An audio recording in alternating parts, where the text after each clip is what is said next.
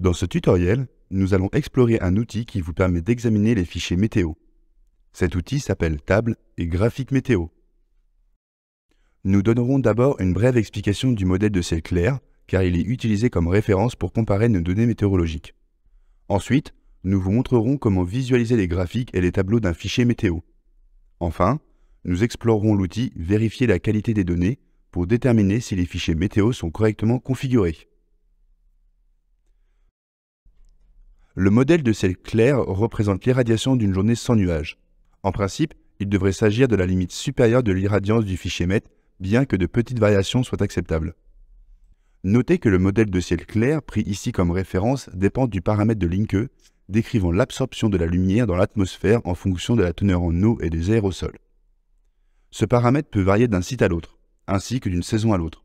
Ce facteur induit des incertitudes de l'ordre de quelques pourcents. L'irradiance du ciel clair dans les régions très polluées peut être significativement plus faible que dans les régions où l'air est pur.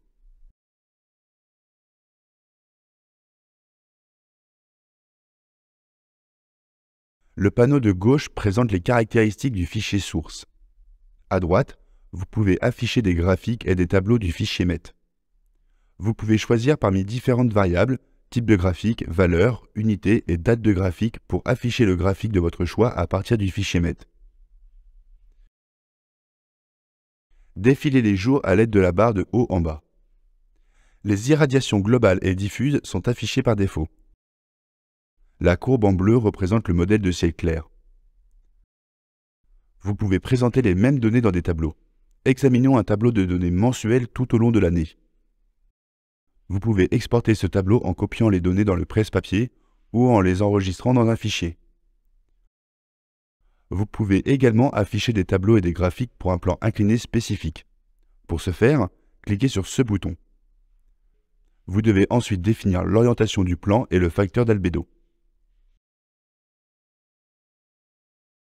Si vous souhaitez modifier le plan après l'avoir défini, vous pouvez le faire à l'aide de ce bouton. Voyons ensuite comment vérifier la qualité des données du fichier MET. Lors de la création de nouveaux fichiers météo, il est très important de vérifier que les valeurs horaires sont cohérentes et plausibles. Pour cela, PV6 dispose d'un outil dédié dans l'onglet Vérification qualité données qui permet de comparer les données MET avec le modèle de ciel clair. On peut comparer à la fois le niveau d'irradiation et le décalage temporel du fichier MET par rapport au modèle de ciel clair. Pour utiliser cet outil, il faut d'abord comprendre comment PV6 gère le décalage temporel. PV6 suppose que les moyennes horaires sont prises du début de l'heure jusqu'à la fin. Par conséquent, la géométrie solaire est calculée pour le milieu de l'heure.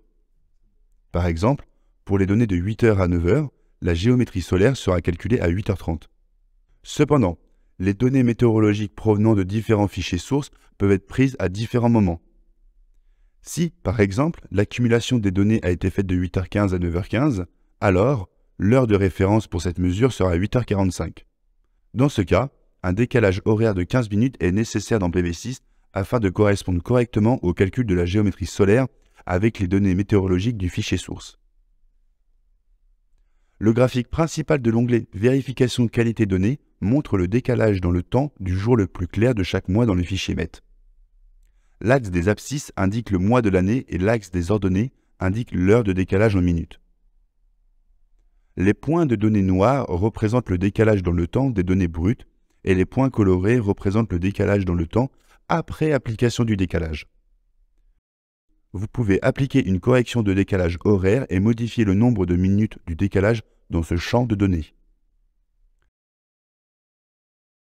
Il existe également 3 graphiques spécifiques qui permettent de visualiser et d'ajuster cette correction. Le premier graphique montre l'indice de clarté KT en fonction de la hauteur du Soleil. L'indice KT est une mesure de la clarté de l'atmosphère. Il est défini comme le rapport entre l'irradiation au niveau du sol et l'irradiation extraterrestre. Les heures du matin sont représentées en orange et les heures du soir en vert. Ces valeurs sont comparées au modèle de ciel clair en juin en bleu et en décembre en noir. Il s'agit de l'outil le plus sensible pour la correction du décalage horaire. En utilisant la barre de défilement à droite, vous pouvez voir comment les points de données changent avec un décalage temporel donné. Le meilleur décalage temporel est obtenu lorsque les points orange et vert sont le mieux alignés et dispersés autour du modèle de ciel clair. Le graphique suivant compare explicitement le jour le plus clair de chaque mois au modèle de ciel clair. En noir, vous pouvez voir les données MET et en bleu, le modèle de ciel clair. Les bords montants et descendants doivent correspondre le mieux possible. Ces graphiques servent de base pour obtenir les 12 valeurs mensuelles représentatives que nous avons vues précédemment. La barre de défilement à droite permet de changer de mois. Ici, vous pouvez clairement voir si le modèle MET et le modèle de ciel clair sont sensiblement décalés dans le temps. Vous pouvez également voir si l'irradiance du fichier MET est significativement plus élevée que le modèle de ciel clair. Vous pouvez également utiliser les boutons jour précédent et jour suivant pour consulter les données des autres jours du mois. Le dernier graphique compare l'indice de clarté du fichier MET avec l'indice de clarté du modèle de ciel clair, trié par KTCS décroissant. KTCS est le rapport entre le KT des données MET et le KT du modèle de ciel clair. Les valeurs supérieures à 1 représentent les points où l'irradiance dans le fichier MET est plus importante que celle du modèle de ciel clair. Les points sont ici colorés par saison. Les écarts en hiver sont considérés comme plus acceptables que les écarts en été, car l'irradiation en hiver est plus faible, de sorte qu'un écart de 10% ne représente pas une déviation significative de l'irradiation. PV6 émet un avertissement si l'écart entre les conditions météorologiques et le ciel dégagé est trop important.